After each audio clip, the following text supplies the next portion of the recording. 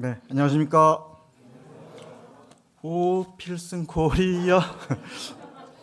예, 제가 월드컵 얘기를 하려고 했는데 사회자님이 제 멘트를 가로채서 16강 갑니까? 예, 저희 교회 홍 전문가님에게 제가 카톡으로 물어봤습니다. 16강 갑니까? 갑니다. 어떻게 갑니까? 1승 1무 1패로 골 득실차로 갑니다. 이렇게 우루과이하고 비겼으니까 33% 맞았죠. 네. 내일 가나만 이기면 이제 또 66% 맞나요? 네. 그 인공지능이 도입됐죠, 이번에는. 그래서 그 공 속에도 뭐 이렇게 센서가 있다 그러더라고요. 그래서 공 속에 센서하고 또 공중에는 한 12개의 카메라가 왔다 갔다 하면서 선수들의 한 29개의 그 관절을 딱 이렇게 카메라로 잡아서 2개를 딱 매치시켜서 업사이드를 잡아낸답니다. 정확한 거죠. 그러니까 그래서 참 공정해졌다, 뭐 축구가 그런 생각도 들고 또 페널티킥이 많더라고요. 그런 게 있으니까 또 그런 점도 좀 있고요. 하여간 16강 가나를 꺾고 16강 가야죠. 가나전 가기 전에 오늘 로마서로 가겠습니다. 먼저 오늘 로마서 11번째 시간이고요. 제목은 믿는 자의 4가지 특성이라는 제목으로 오늘 교재를 나누도록 하겠습니다. 말씀은 로마서 지난번에는 6장 14절까지 했고요. 오늘은 이제 6장 15절에서부터 23절 그리고 7장 다 하고요. 그 다음에 8장 1절까지 오늘은 좀 길게 잡았습니다.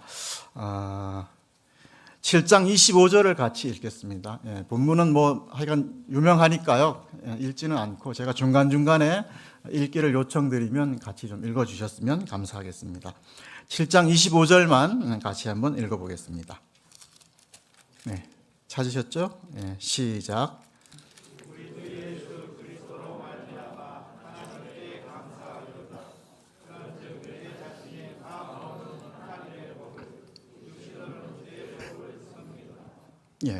예화 한 가지 하겠습니다.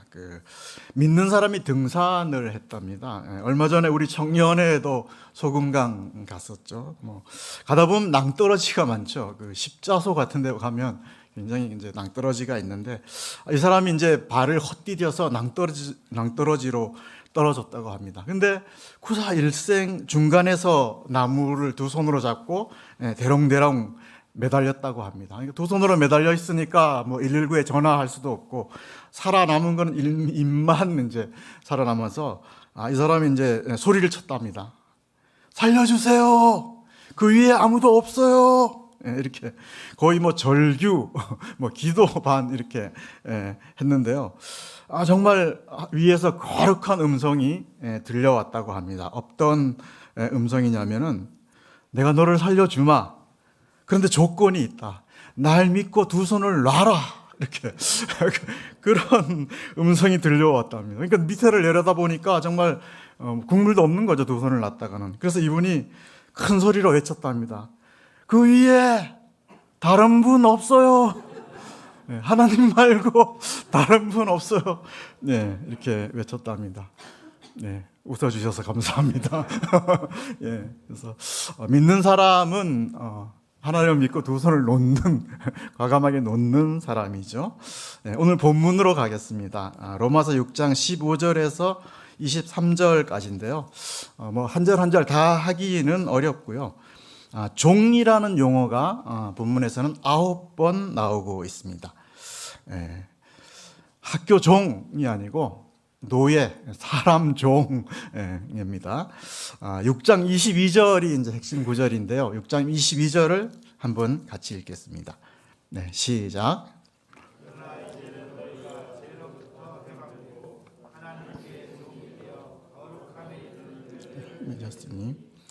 그 마지막은 영생. 믿는 자를 이제 본문에서는 하나님의 종, 뭐 순종의 종, 의의 종 이렇게 이제 표현을 하고 있습니다. 그 반대는 이제 죄의 종이라고 표현을 하고 있죠. 근데 이 각각의 종들은 어떤 열매를 맺는다고 하고 있죠. 그래서 죄의 종은 사망이라는 열매를 맺는다고 본문은 말씀을 하고 있습니다. 성경은 죽음에 대해서 세 가지로 나누고 있죠. 첫째는 우리가 잘 아는 늙어 죽는 거죠.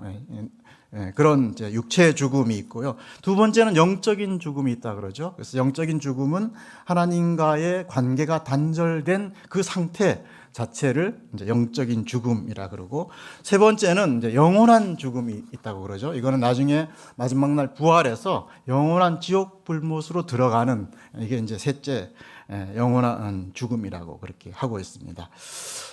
그 반대, 그러니까 하나님의 종, 순종의 종, 의의 종은 반대로 어떤 열매를 맺는다 그러죠? 본문에 보면 영생의 열매를 맺는다고 하고 있습니다. 그래서 영생은 영존하는 생명이라는 뜻이 있습니다.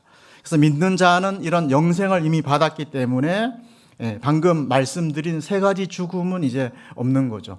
육체는 죽더라도 나중에 거룩한 몸으로 다시 부활하게 되고, 또 성령님을 통해서 하나님과 이렇게 새로운 관계가 또 맺어졌고, 또 우리는 영원한 천국행 티켓을 얻은 그런 자들인 것을 우리가 알 수가 있습니다. 그래서 본문을 요약하면 이렇습니다. 이 내용이 다고요. 오늘 제목이 믿는 자의 네 가지 특성이 이제 오늘 제목입니다.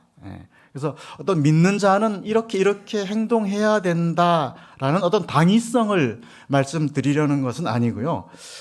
믿는 자는 이런 자연스러운 모습이 나타난다. 그런 입장에서 말씀을 드리고자 합니다. 우리는 내가 결단해서 이제 믿게 됐죠. 근데 믿고 나니까 이 믿음도 내게 아니고 하나님이 주신 것이라고 하고 있죠. 그것도 즉흥적으로 주신 게 아니라 언제부터 주셨어요? 계획하셨어요?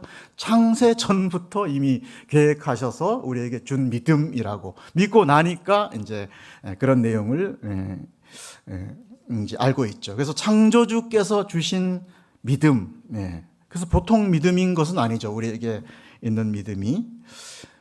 그래서 정말 이렇게 하나님께서 주신 믿음인데, 세상 사람들하고 그러면은 차이가 뭐냐 하는 거죠. 어떤 다른 종교, 불교, 이런 어떤 다른 타 종교하고 우리가 하나님이 주신 믿음을 가진 사람인데, 그럼 뭔 차이가 있냐? 이거죠. 그거에 대한 어떤 네 가지 특성을 말씀드리려고 합니다. 그 차이가 착한 것일까요? 우리가 다른 사람들보다 도덕적으로, 윤리적으로 아주 뛰어난 차이가 있을까요? 그렇지는 않은 것 같아요. 이제 제가 경포 탁구장을 이제 열심히 다니고 있는데, 저랑 라이벌 관계에 다른 믿지 않는 한 분이 있었습니다. 그래서 이분한테 교회 가자고 이렇게 이제 얘기를 하니까 이분이 뭐라 그러냐면, 자기 과거의 경험을 얘기를 하더라고요. 자기가 이제 축구를, 교회 사람들하고 축구를 했다고 합니다. 그래서 이제 하여간 이렇게 열심히 차다가 한 골을 자기가 맛있게 딱 넣었대요. 그래서 이제 한 골을 넣었는데, 그 다음에 일어난 일이 좀 황당한 일이 일어났답니다. 한 골 넣은 걸 축하는 못 해주고, 이 교회 사람들끼리 모여가지고 자기들끼리 막 수근수근거리고 꼬링 넣은 거를 막 뭐라고 비난을 하더랍니다. 이건 왜 비난을 했는지는 모르겠지만, 이렇게 막 그냥 자기들끼리 모여서 비난하는 그 소리를 듣고, 나는 이 교회 절대 안 가겠다. 이 사람이 이런 얘기를 하더라고요. 그래서 참 이걸 보면 교인들이 오히려 교회를 막는 그런 참 부정적인 역할을 한다라는 생각을 좀 들으면서 가졌었는데요.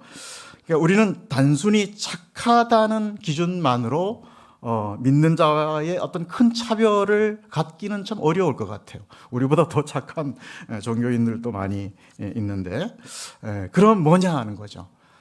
하나님이 주신 특별한 믿음이라면 정말 불교, 힌두교, 토테미즘 이런 어떤 걸 숭배하는 사람과 차이가 뭐냐 이거죠. 그래서 오늘은 그 확연한 차이에 대해서 소개를 하려고 합니다. 그래서 이제 그 확연한 차이가 오늘 본문 6장 15절에서 23절에서 유추를 할 수가 있습니다. 6장 18절을 한번 같이 읽어보겠습니다. 네, 시작.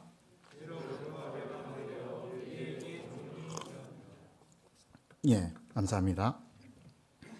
그래서 우리는 하나님의 종, 의의 종, 순종의 종이라고 이렇게 하고 있고, 이 종이라는 특성을 한번 생각을 해 보자는 거죠.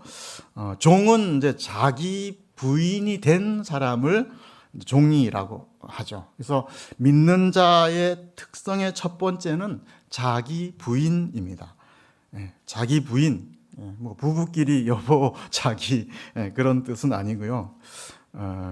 세상의 가치관을 따라 살려는 어떤 욕구와 판단을 거절하려는 마음, 이게 이제 자기 부인이라고 정의를 하고 있습니다. 그래서 종이 자기 부인을 해야 하는 장면을 예수님께서 비유로 말씀하신 부분이 있죠. 그게 누가복음 17장 7절에서부터 10절까지입니다. 우리가 잘 아는 무익한 종의 비유가 나오죠.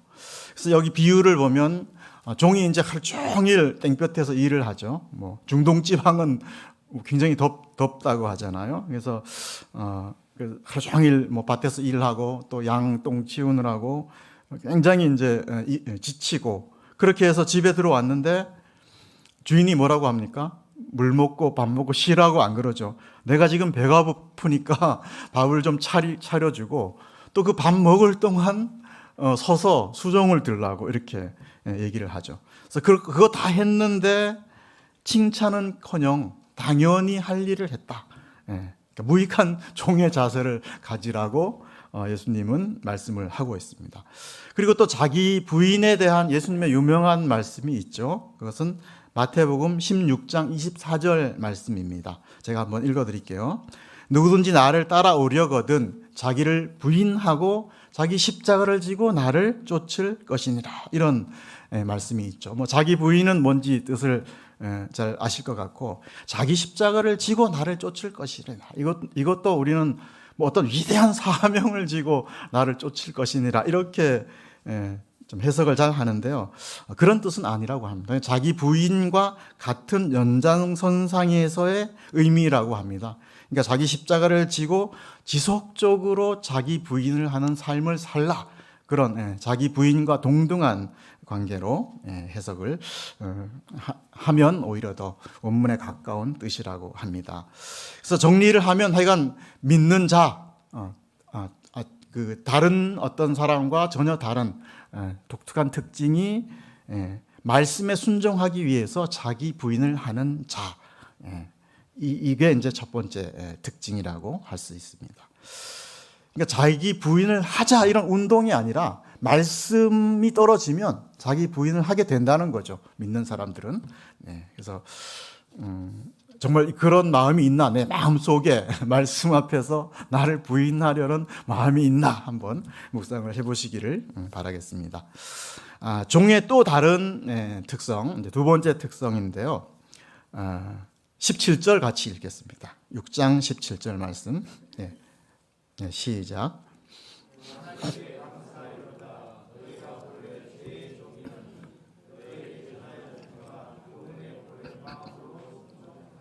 순종의 종, 그렇죠. 그러니까 순종, 종의 특성은 어떤 순종할 대상의 주권을 인정해야 하는 사람이 이제 종에 된 자의 어떤 특성이죠. 그래서 주인의 주권을 인정하지 않고 사사건건 주인에게 대들고 말 안 듣고 이러면 어떻게 돼요? 쫓겨나거나 다른 집으로 노예로 또 팔려버리게 되는 거죠. 그래서 이제 실제 미국 노예 시장에서 옛날에 있었던 어떤 일이라는데요. 아프리카 추장 아들이 아마 병이 들어서 노예 시장으로 이렇게 나왔다고 합니다. 그래서 이제 그 사람을 이제 어떤 약간 좀 악독한 노예 상이 그 사람을 이제 사가려고 하는데 어떤 새로운 어떤 노예 상이 나타나서 그 추장 아들을 3배를 주고 그 노예를 다시 사가지고 이제 데리고 가는 중이었다고 합니다. 그러니까 이 추장 아들 노예의 입장에서 보면 나를 이렇게 3배를 주고 사가니까 이거 되게 이상한 거죠. 아니 왜 나를 팔려가는 걸 또 3배나 주고 나를 다시 사가지? 이거 분명히 주인이 뭔가 꿍꿍이 속이 있다. 이거 뭐 나를 데리고 가서 뭐 정말 죽는 그런 뭐 아주 악독한 일에 뭐 이렇게 내몰려나. 그래서 오해를 해가지고 그 마차를 타고 가면서 그냥 막 고래고래 소리를 지르고 막 주인을 막 욕하고 뭐 죽을 판인데 뭘 못하겠어요. 막 욕하면서 이제 그 주인의 집까지 이제 갔다고 합니다. 근데 이제 주인의 집에 이르렀을 때 놀라운 말을 하죠. 그러니까 이 사람이 이제부터는 너는 자유다. 내가 너를 3배로 산 것은 그 집에 너가 팔려가면 분명히 죽음을 면치 못하기 때문에 내가 살려주려고 너를 그렇게 비싼 값으로 샀다. 그래가지고 이제는 너 갈 길을 가라. 이렇게 해가지고 풀어줬다고 합니다. 근데 이 추장 아들이 나갔겠어요?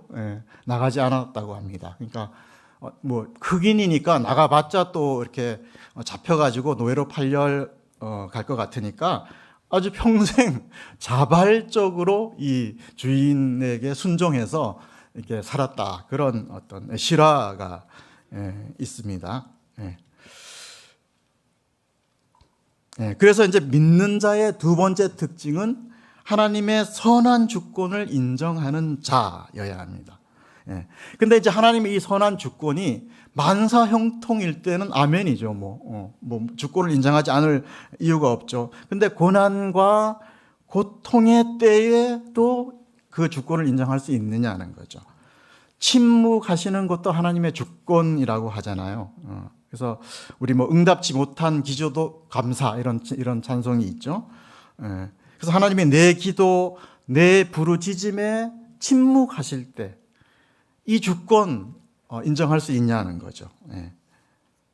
그래서 이제 하여간 어쨌든 믿는 자의 두 번째 특성, 처음에는 좀 반발심이 들더라도 결국은 우리 마음 속에서 그 주권을 인정하게 되는, 이게 이제 믿는 자의 두 번째 특징이라고 할 수가 있습니다. 우리가 교회 일을 할 때도 내 입맛대로 안 되는 경우가 많죠. 그래서 우리 형제들은 캡틴 신드롬이라는 게 있습니다. 캡틴 신드롬, 학술 용어냐고요? 아닙니다. 제가 지어낸 겁니다. 괜히 학생들 또 수업 시간에 캡틴 신드롬 쓰면 낭패를 당합니다. 그런 용어 없습니다. 캡틴 신드롬이 뭐냐면 내가 선장이 되어야 직성이 풀리는 마음. 내가 어느 모임, 어느 단체에 가든 내가 하여간 주도적이 되고 내가 대장이 되어야 직성이 풀리는 그런 성향, 경향을 제가 캡틴 신드롬이라고 제가 붙였습니다. 그래서 이제 용의 꼬리가 되느니 뱀의 머리가 되는 게 낫다. 이런 속담도 있잖아요. 그래서 뭐죠? 용미사두죠. 용미사두. 그래서 하여간 형제들은 뭐 가정이나 모임이나 어떤 단체에서 꼬리가 되기보다는 머리가 되려는 성향이 있습니다. 그래서 우리 한국의 국회의원 수가 299명이라고 합니다. 그런데 이 299명이 모두 다 최종 목표는 대통령이 되는 게 최종 목표라고 합니다. 대통령은 제가 되면 안 돼. 내가 돼야 하는데 그런 마음이 다 가지고 있는 거죠, 속에. 그래서 이런 마음이 우리 예수님의 측근 12제자들에게도 이런 캡틴 신드롬이 있었죠. 베드로 형님은 주제삭감이 아니야. 수제자는 나야. 내가 돼야 돼. 베드로 형님은 너무 가벼워. 듬직하지 못해. 이렇게. 그래서 내가 아닌 다른 형님이 선장이 되게 하신 하나님의 주권. 이거 참 인정하기 힘들죠. 근데 이거 인정하지 못하면 시끄럽습니다. 힘들게 되죠. 그래서 이제 믿는 자의 두 번째 특성. 하여간 어찌 됐든 간에 결국에는 하나님의 선한 주권을 인정하게 되는 그런 사람입니다. 사도 바울도 몸에 가시가 있어서 3번 하나님께 간절히 기도했죠. 근데 안 고쳐주셨죠. 그래서 어떻게 합니까? 이건 내 교만을 낮추기 위해서, 교만하지 않기 위해서 하나님이 주신 병이다. 이렇게 주권을 선하게 인정하는 그런 모습, 믿는 자의 다른 모습을 우리가 볼 수가 있습니다.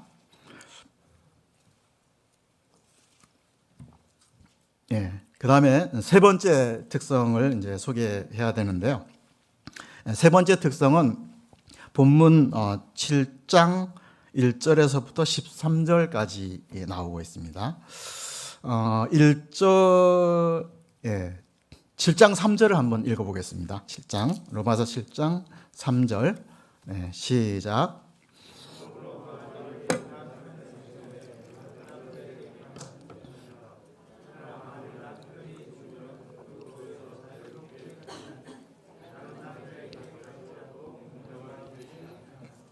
네, 감사합니다. 1절부터 14절까지는 믿는 자가 율법에서 벗어났다는 것을 결혼 제도에 비유해서 소개를 하고 있습니다. 바울 결혼한 적 있나요? 네, 결혼한 적 없죠. 평생 주와 복음을 위해서 독신으로 살았죠. 그런데 결혼에 대해서 뭘 안다고 이렇게 소개를 하죠. 그래서 본문을 페미니즘, 여권 신장 운동 이런 거에 인용하라고 비유한 거는 아니죠. 그래서 결혼해 보지도 않은 사람이 결혼을 비유한 것은 성경이 말하는 남편과 아내의 관계를 염두에 두고 비유했다고 볼 수가 있습니다. 그래서 원래 부부 관계는 평등한 관계였죠.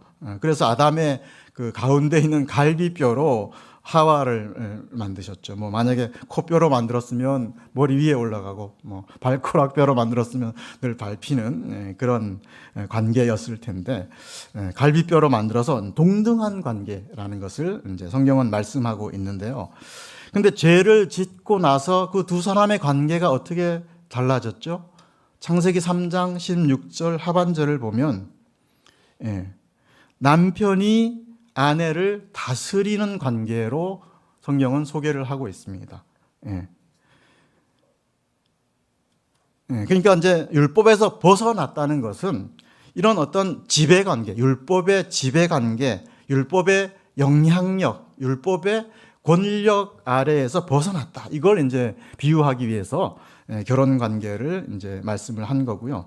두 번째는 어떤 법적인 관계에서 벗어났다는 걸 강조하기 위해서 결혼 제도를 이제 소개를 하고 있는데, 결혼도 어떤 계약 관계죠. 그래서 우리가 혼인 서약을 하고 성혼 선언을 하면 동의하냐고 물어보죠.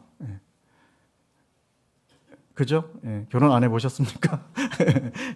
그래서 이제 법적인 관계가 이제 이루어졌기 때문에 남편이 살아 있는데 다른 사람하고 결혼하면 법을 어긴 게 되죠. 그래서 그렇게 법을 어기게 되고, 또 이 법에서 벗어나려면 누군가 하나 죽어야 되는 거죠.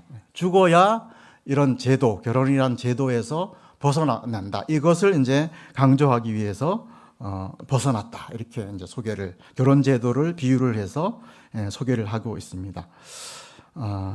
그래서 이제 믿는 자는 어떤 율법이라는 어떤 폭압적인 남편에게서 벗어났다. 그런 걸 이제 강조하기 위해서 결혼 제도를 이제 비유한 거고요. 유대 사회에서는 결혼 제도가 남성에게 굉장히 유리하게 돼 있죠. 그래서 이혼 청구도 여성은 할 수 없게 돼 있습니다. 남자만 이혼 청구를 할 수 있고요. 그래서 이제 율법 사회, 이란이 그렇잖아요. 이란이 지금 애국가 안 부르죠. 그 축구할 때. 그거는 이제 여성 인권에 대한 어떤 정부에 반항하는 그런 입장에서 이제 부르지도 않고 있다고 하는데요. 그래서 당시에는 이제 이혼이 굉장히 빈번했다고 합니다. 그래서 제가 이혼 사유가 어떤 게 있냐 이렇게 찾아보니까 굉장히 황당한 사유도 있더라고요. 그래서 결혼한 랍비가 길 가다가 부인보다 더 이쁜, 부인보다 더 아름다운 여인을 만나면 이혼해도 된다. 그런 제도, 이런 제도도 이런 조항도 참 있더라고요. 네, 걱정하지 마십시오. 예, 저희 명주로교회 형제님들은 이럴 분이 한 분도 안 계십니다. 예, 인꼬 부부이고요. 현재보다 더 이쁜 자매를 만날 가능성은 평생 없을 겁니다. 그러니까 걱정하지 마시기 바랍니다. 예, 계속 본문을 좀 더 소개를 하겠습니다. 7절부터 13절까지 눈으로 한번 읽어보시기 바랍니다.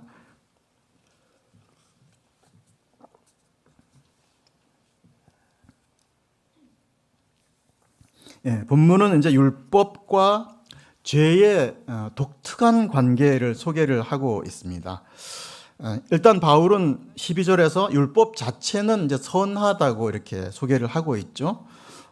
그래서 율법이 없으면 어떻게 됩니까? 그 당시 사회는 그야말로 적자 생존, 약육강식의 사회가 될 수밖에 없죠.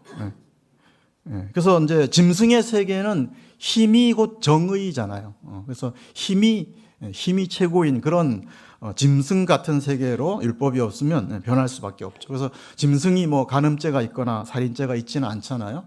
그래서 그렇게 변할 수밖에 없기 때문에 율법 자체는 굉장히 그게 그 자체가 악하지 않다 이렇게 소개를 하고 있고, 또 율법은 이제 죄를 더 많게 해준다 이런 또 표현이 있잖아요. 이거는 율법은 어떤 거울과 같아서 율법에 비추어 보면 이제 그 전에는 죄가 아니었던 게 죄로 자꾸만 이제 드러난다는 거죠.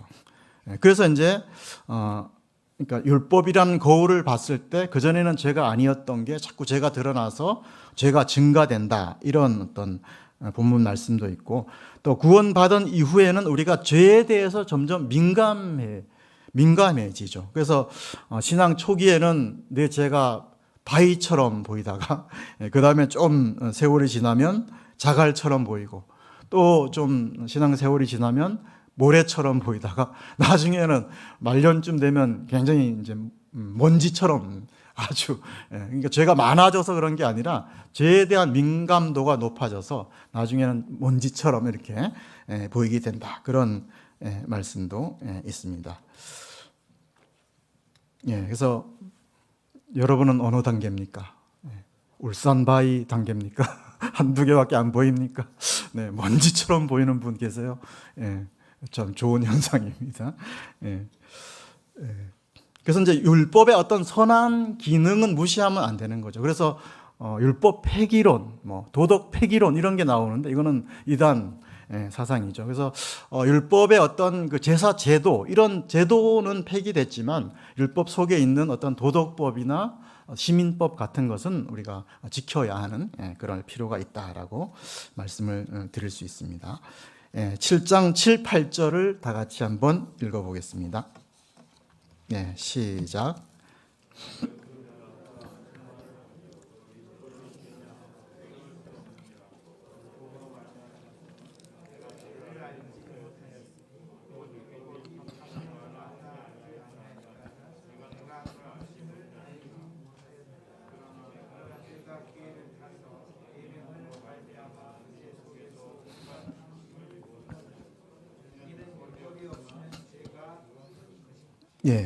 감사합니다. 그러니까 율법 조항에 탐하지 말라 이런 말씀이 있으면 탐심이 더 생긴다는 거죠, 우리 마음에. 이게 좀 약간 좀 이해가 안 가죠. 도둑질 하지 말라 그러면 도둑질 하고 싶은 마음이 더 생긴다는 말씀이에요.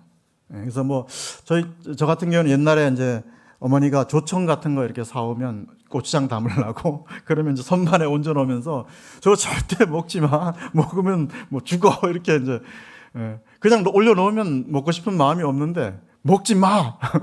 이렇게 하면 더 먹고 싶죠. 그래서 조청 훔쳐 먹다가 혼난 적이 많은데요. 그래서 결혼 반대하면 어때요? 더 하죠.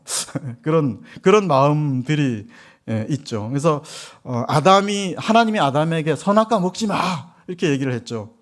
기어코 따먹었잖아요. 이건 무슨 뜻이죠? 먹지 말라고 하신 하나님의 권위에 기어코 도전하는 마음 때문에 그런 겁니다. 이 마음을 이제 죄라고 하죠. 그러니까 내가 하나님이 되려는 욕망, 내가 왕이 되려는 그 욕망, 내가 내 인생의 주도권을 잡으려는 그 마음 때문에 율법을 만든 그 법을 보면 내가 더 어기고 싶어지는 마음이 생기는 거죠. 율법을 정한 권위에 도전하는 그런 의미의 말씀입니다. 그래서 하지 말라고 하면 오기가 생겨서 더 하죠. 율법을 깨면서 희열을 느끼는 거죠. 이 죄인의 본성입니다. 그래서 하지 말라는 건 더 하잖아요. 동성애, 뭐 마약 이런 거 하지 말라는데 더 해서 사회가 병들죠. 그 뭐 좋은 거 하나도 없잖아요. 근데 더 하고 싶은 마음이 생기는 게 율법이 오히려 더 하고 싶은 마음을 더 들게 한다. 그래서 그런 게 이제 죄의 뿌리가 있기 때문에 그렇다라고 말씀을 드릴 수 있습니다. 본문 6절을 한번 보십시오. 6절을 제가 읽겠습니다.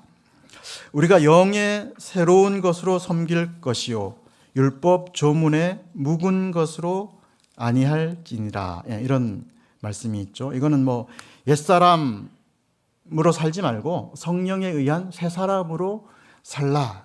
그런 의미가 담겨 있습니다. 신동엽이란 시가 이런 껍데기는 가라 그런 시가 있더라고요. 그래서 껍데기는 가라, 4월도 알맹이만 남고 껍데기는 가라 이런 시가 있더라고요. 이렇게 시작하는 시가 있는데, 그러니까 율법 조문을 아무 의미 없이 형식만 지키는 거를 이제 말하고 그 이 의미를 살려서 마음으로 지키라, 그런 게 이제 본문의 말씀입니다. 그래서 이제 우리가 신앙생활을 오래 하다 보면 율법 조문에 묵은 것들이 생기죠. 그래서 이 율법 조문에 묵은 거는 남을 정죄하고 판단하는 것으로 작용을 하죠. 그래서 공로가 쌓이고 신앙 경력이 쌓이고 신앙의 마일리지가 쌓이면 그 마일리지가 남을 판단하고 정죄하는 기준이 돼버리는 거죠. 그래서 이제 이런 사람 옆에 가면 불편해. 왜 불편하냐면 나를 정죄할 것 같은 마음 때문에 상당히 불편하죠. 저 사람은 저래서 문제야, 이 사람은 이래서 문제야, 이러면서 본인도 신앙의 기쁨을 잃어가게 되는 거죠. 또 제 강단 말씀을 들으면서도 그럴 수 있죠. 저 메시지는 절로 끌고 가면 안 되는데 저게 왜 절로 가지? 절로 흘러가면 은혜가 없는데, 이런 마음 가질 수 있죠. 참고로 저희 조가 오늘 주일 말씀 듣고 소감 발표하는 조입니다. 그래서 하여간 영의 새로운 곳으로 섬길 수 있기를 기도합니다. 율법 조문에 묵은 형식 버릴 수 있기를 기도하겠습니다. 그럼 이쯤에서 믿는 자의 세 번째 특성을 찾아내야 되는데요. 4절을 같이 한번 읽겠습니다. 시작.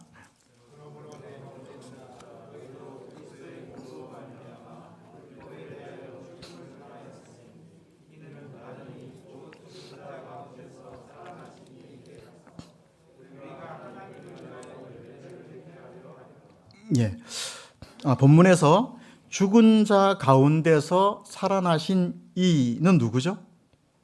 예수님이죠. 예수님. 그러니까 이 예수님의 간다, 본문에 이 예수님께 간다는 것은 시집간다, 결혼한다, 이런 뜻입니다. 그래서 이제 성경은 믿는 사람을 예수님을 신랑, 나는 신부가 된 관계로 꾸준히 성경에는 표현을 하고 있죠. 그러니까 믿는 자는 예수님의 신부인데, 이런 신부가 된 목적이 본문에서는 뭐라 그럽니까? 열매를 맺게 해 주겠다, 그런 의미가 있고, 그 열매 중에 가장 큰 열매는 구원의 열매입니다. 생명의 열매라고 할 수 있습니다. 그래서 그 구원의 열매를 얻은 기쁨을 가장 잘 표현한 분이 베드로 형님입니다. 그래서 베드로 전서 1장 8, 9절을 제가 읽어드리겠습니다. 예수를 너희가 보지 못하였으나 사랑하는도다. 이제도 보지 못하나 믿고 말할 수 없는 영광스러운 즐거움으로 기뻐하니 믿음의 결국 곧 영혼의 구원을 받음이라. 이렇게 본문은 이제 구원 자체를 기뻐한다라고 표현을 하고 있습니다.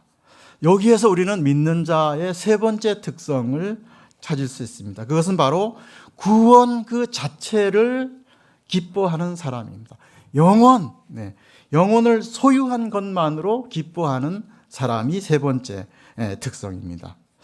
우리는 이제 구원은 기본이고 그 외에 알파, 많은 복들을 받아야 뭐 된다 이렇게 생각을 하는데, 정말 참 믿음의 사람은 구원 자체가 너무 커서 그 기쁨이 충만한, 정말 때거리가 없어도 그 기쁨으로 충만한 사람이어야 한다고 할 수가 있습니다. 그래서 하박국 선지자도 고백을 하잖아요. 무화과 나무에 잎이 없어도 외양간에 소가 없어도 난 구원 자체를 기뻐한다, 이렇게 고백도 했습니다. 그 다음에 네 번째 특성을 알아볼 텐데요. 본문 7장 14절부터 25절까지 말씀입니다. 본문은 믿는 자의 이중적인 상태에 대해서 소개를 하고 있습니다. 사도 바울만의 아주 독특한, 아주 획기적인 시각을 본문에서는 소개를 하고 있습니다. 그래서 우리는 이 마지막 시각 때문에 마음을 좀 편하게 가질 수가 있습니다. 먼저 바울의 탄식을 보겠습니다. 24절을 보십시오. 제가 읽어드리겠습니다. 오라 나는 공고한 사람이로다. 이 사망의 몸에서 누가 나를 건져내랴. 이렇게 우리가 잘 아는 탄식, 바울의 탄식이 나오죠. 곤고는 송곳으로 막 이렇게 찌른다, 그런 어떤 뜻이라고 합니다. 이 바울의 고백은 회심한 이후의 고백이죠. 회심하기 전 고백이 아니라. 그래서 이 갈등하는 이유가 본문에서는 이제 상당히 길게 나오죠.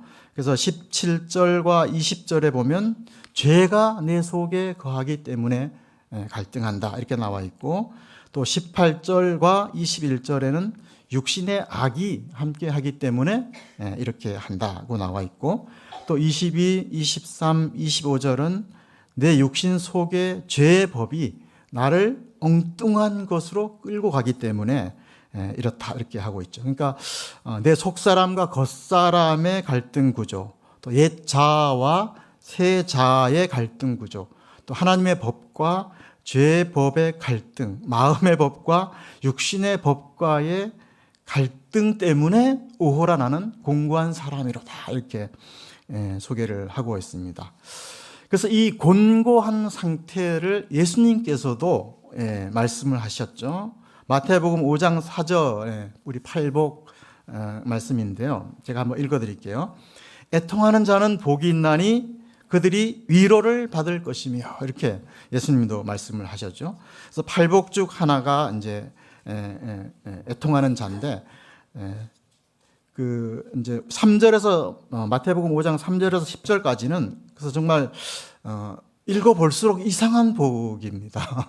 사실 이상한 복, 낯선 복이 이제 다 팔복이죠. 그래서 우리가 이 팔복을 이제 해석을 할 때 어떤 노력해서 의지적으로 어떤 걸 노력해서 애통해 하면 그 결과로 위로를 받게 된다, 이렇게 해석하면 안 된다고 합니다. 그러니까 애통한 상태에 놓여지게 되면 그 애통한 상태로 이끌린 자가 복이 있는데, 그 존재 자체가 복이 있는데 그 복이 위로를 받게 된 상태로 놓여지게 된다, 이런 뜻이죠. 그러니까 팔복을 가지고 운동식으로 해석을 하면 안 되죠. 가난합시다, 뭐 애통합시다, 받게 받읍시다, 이렇게 하면 복을 받습니다, 이렇게 해석을 하면 안 되고 어떤 상태를 설명하는 그런 말씀으로 해석을 해야 되죠. 그래서 이제 본문에 사도 바울이 오호라 나는 공고한 사람이로다. 이 사망의 몸에서 누가 나를 건져내랴. 이게 이제 애통한 상태까지 가게 됐고, 그러면 그 다음에 따라오는 위로가 있죠. 그 위로를 누가 주느냐. 그게 오늘 마지막 절입니다. 그래서 25절하고 7장 25절하고 이어지는 8장 1절을 한번 같이 읽어보겠습니다. 네, 시작.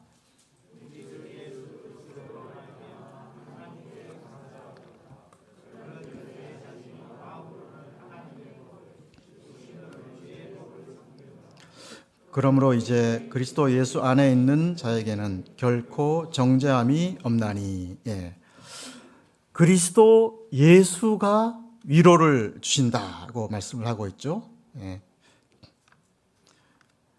예. 그래서 우리가 이제 성경에 수많은 요구들이 있잖아요. 거룩하게 살라, 그런 요구들을 지키려고 하면 잘 안 된다는 거죠. 그래서 어느새 제 본성이 튀어나와서 오호라 나는 곤고한 사람이로다 고백할 수밖에 없게 된다는 거죠. 이렇게 잘 안 되는 나를 이상하게 보지 말라는 거죠. 사도 바울도 잘 안 됐습니다. 안 돼서 이런 고백이 나온 거죠. 그러니까 이런 갈등이 정상적이라는 거죠.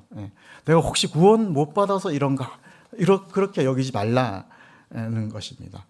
그래서 이런 갈등이 정상적인데 갈등만 하고 앉아 있으면 안 되고 누구에게로 가야 됩니까?